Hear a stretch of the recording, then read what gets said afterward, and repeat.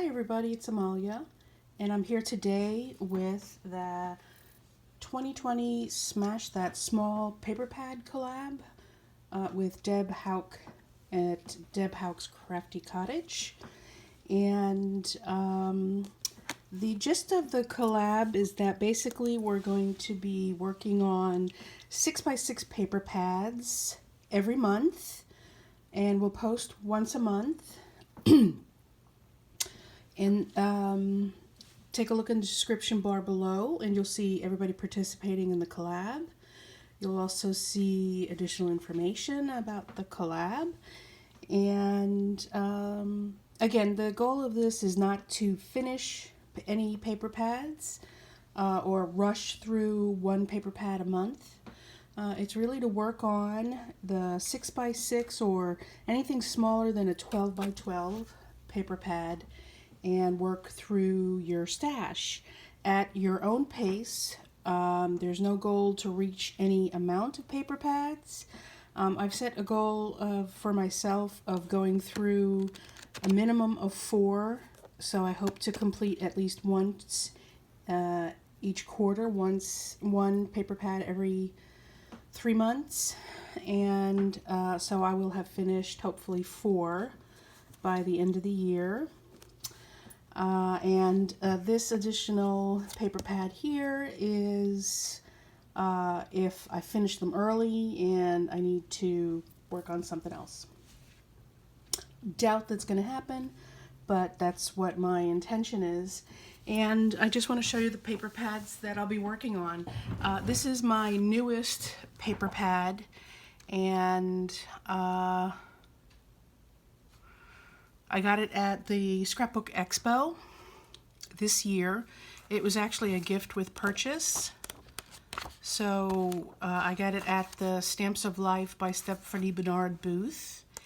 And I think it's really cute. They're bright colors. There's lots of hearts and bright coloring in it. So I think it'll be good for the first quarter. I could definitely make Valentine's cards, and I have zero need for Valentine's cards, but I could always make some and send them out to some friends and send out some galentines. But I thought it's a cute paper pad to start out with. So that's actually the newest one that I acquired, but I didn't pay anything for it. Here is this next one. I think this is probably the second most recent. I got it within this year or the previous year. No idea where I got it from. And I have notes on here of how I wanted to use this paper pad. So it's a Doodlebug design. Love Doodlebug. 6x6 pad, and it's called Take Note. And I really like it. It's good for birthdays because it's got lots of numbers on it. Just general note cards. Hello. It's got some things that you can cut apart to make embellishments, like this page, and of course this page. And so that's the next one. So this should be the one that I can start for the fall. I do like making fall inspired cards because I love the deep rich colors. I love the fall, I love the spring, I love the summer, I love the winter, but I love the richness of these colors right here, and I think they'll make beautiful, beautiful cards. Foxes, bears, owls, robins or cardinals maybe, deer, all sorts of animals. Are these double-sided? Yeah. These first 3 are all double-sided. This is double-sided. I'll go through it a little bit faster. Look at that. How cute is that? Nice wood background. So yeah, so that's Echo Park. So far these have all been 24 paper pads, 24 double-sided papers. This is also a double-sided 6x6 24 double-sided sheets, and this is Classic Christmas by Simple Stories. And you know, I probably have plenty of Christmas cards in my stash already made, but I couldn't wait. I like this one because of the cut-aparts. I think they'll make great embellishments on the cards. Ooh, and it's got lots of cut-aparts. I might not even be able to use these all. It's got so many.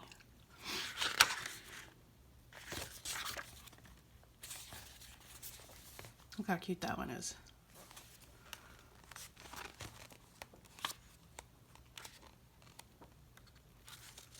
To from, if I need to make stickers. Wow, that's a lot of cut-aparts. That's a ton of cut-aparts. Okay, and then this is the one, I've had this one for a while, maybe 3 or 4 years. I got this at AC Moore. It's a Love Nicole. Oh, it says it's a 2006 paper pad. I don't think I've had it that long.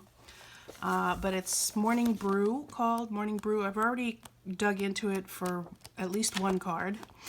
And single-sided 8x8 coffee and donuts kind of theme. It's got plain paper pads as well, so you could use that as backings if you don't have matching cardstock. So it's a very convenient paper pad. I don't think I'll get through it. I think I will manage to get through all 4 of these, but I probably won't get to this one. We'll see. And I decided also to do an inventory. Part of my goals for 2020, hashtag Crafty Goals with Amalia, is if you're interested, check out, send an email to there. Check out my whatchamacallit, my playlist for the 2020 collab and for the 2019 collab to get some ideas of what you might be interested. But one of my goals for 2020 is to declutter, destash, and donate. And so I've been talking about how many paper pads I have. This is a very small portion of the paper pads, and I've taken this out of where I store my paper pads, and I'm going to set it aside so I have it handy for me at my craft desk. Not that where I have them stored is very far away from my craft desk, but if you take a look at any of the videos, you'll say I have all of the paper, and I have, you know, I keep throwing out odd numbers of how many 6x6 paper pads I have, so I decided to do an actual inventory of my paper pads.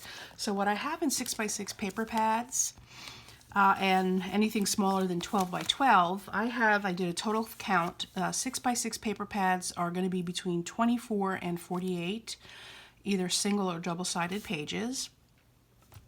And I have a total of 24 full paper pads and a total of 7 partial paper pads, as well as, and this includes like a stack of paper pads that I might have gotten, miscellaneous, and this includes 1 duplicate of paper pads. 6 of them, sorry, I have also some 6x6 origami packs, and I have a total of 4 of those. Most of them are regular origami. Two of them are, one of them is like glitter, not glitter origami, it's like shiny metallic paper, origami style, which is very thin, and another one is origami set to make dinosaurs. So I just decided to include that. So for regular paper pads, 24, but total with the origami makes it 28. Total with the 7, which includes a duplicate, but total with 7 is 35 paper pads. I also have some specialty 6x6 paper packs or pads. Those are totaling about 9, and I have 2 8x8 paper pads. This is one of them, and another one is an animal kind of baby theme one. And so I broke it down to some of the stats for what was involved in these paper pads, what the count totals are. So for winter or holiday, I have 3 full paper pads. this one should be one of the 3. And I have 5 partial paper packs. For fall normally has 2 L's. I have 1 full paper pack and 1 partial paper pack. This should be the fall paper pack, the full one that I have. So I'll be able to cross that off my list. For extra large paper packs, and I kind of broke it down, I have 2 48 sheet paper packs that's included in this number, and 1 6 by 12 paper pack that's actually not included anywhere here. So of those I have 3. And just as an example, for the specialty paper packs that I have 2 packs of leather style paper. It's not leather, but it looks like leather and it kind of feels like it. I have a vellum paper pack from Stampin' Up! That is printed on it and you're supposed to color it in. I have a washi paper pack. It's only a few sheets. It's less than 24. I'm not sure exactly how many it is.